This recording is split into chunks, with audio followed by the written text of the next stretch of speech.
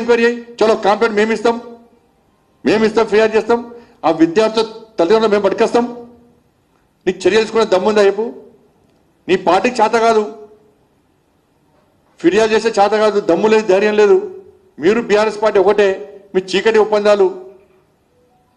BRS party ఇప్పుడు global అయినా వస్తుంది కదా, కథ మళ్ళీ బీఆర్ఎస్ కాంప్రమైజు, ఢిల్లీకి మూటలు. ఇది బీఆర్ఎస్ పార్టీ కాంగ్రెస్ పార్టీకి ఏటీఎం లెక్క మారింది. బీఆర్ఎస్ స్కామ్లు అన్నీ కాంగ్రెస్ పార్టీకి ఏటీఎం లెక్క మారినాయి.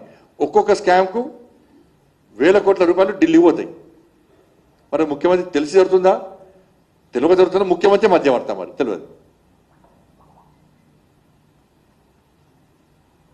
మేము జవాబుదారుతాను. మేము నరేంద్ర మోడీ ప్రభుత్వం 2024లోనే యాంటీ పేపర్ లీక్ బిల్ తీసుకొచ్చింది. 2024లో యాంటీ పేపర్ బిల్ తీసుకొస్తే, యాంటీ పేపర్ లీక్ బిల్ తీసుకొస్తే ఇదే కాంగ్రెస్ పార్టీ వాకౌట్ చేసిపోయింది. ఆ రోజు సూచనలు సలహాలు మీరు ఇచ్చేది ఉంటే ఇవాళ కొంచెం విద్యార్థులకు మెరుగు జరిగేది. ఇవాళ బిల్లు తీసుకొస్తే మీరు సమర్థించరు, వాకౌట్ చేసిపోతారు, సూచనలు సలహాలు ఇవ్వరు. ఇవాళ కాంగ్రెస్ కూటమి ప్రాంతాల గతంలో మెడికల్ ఎంట్రన్స్ టెస్ట్ అని లాడ్జింగ్లో రాశారు. లాడ్జింగ్లలో పేపర్ లీక్ అని మెరిట్ విద్యార్థులకు అన్యాయం చేసింది కాంగ్రెస్ పార్టీ ప్రభుత్వాలకు. మెడికల్ ఎంట్రన్స్ అంటే లాడ్జింగ్లో రాసినప్పుడు. కాబట్టి దీని మెరిట్ విద్యార్థులకు అన్యాయం జరగద్దనే నరేంద్ర మోడీ ప్రభుత్వం నీట్ను పట్టుకొచ్చింది. ఈ నీట్ పేపర్ లీక్ అయిందని భావించిన తర్వాత ఇస్రో చైర్మన్ రాధాకృష్ణ గారి సమక్షంలో ఒక కమిటీ వేసారు. ఆ కమిటీ అనేక సూచన సలహాలు ఇచ్చింది.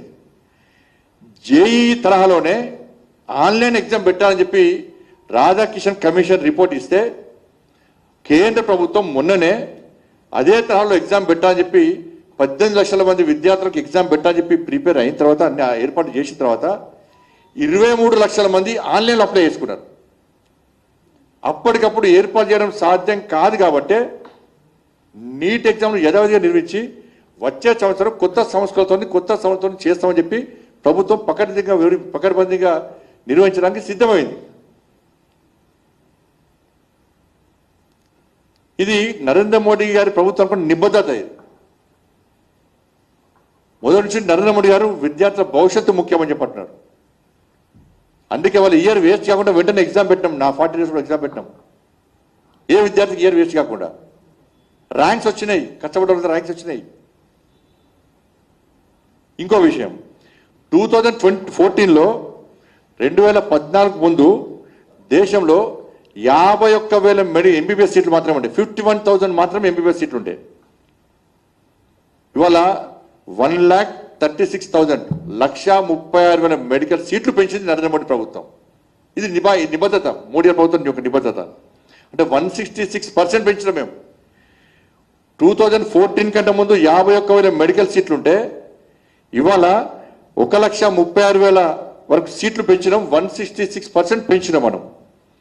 ఇలా మెడికల్ కాలేజీలు యూపీఏ హయాంలో 385 ఉంటే 80 కాలేజీలు ఉంటే యూపీ హయాంలో మెడికల్ కాలేజీలు, ఇవాళ 824 కాలేజీలు మెడికల్ కాలేజీలు నరేంద్ర మోడీ గారి ప్రభుత్వం ఏర్పడేసింది. ఇవాళ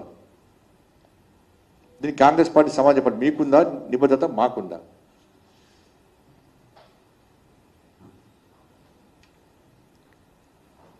ఇవాళ ముఖ్యమంత్రి గారు మాత్రం మీ యూత్ డిక్లరేషన్ ఏం చెప్పింది? మీ యూత్ డిక్లరేషను ఇంకో ఏమని, మొదటి ఏడాదిలోనే 2 లక్షల ప్రభుత్వ ఉద్యోగాలు భర్తీ, మొదటి ఏడాదిలోనే SC ST BC minority backlog పోస్టుల భర్తీ, ప్రతి ఏడాది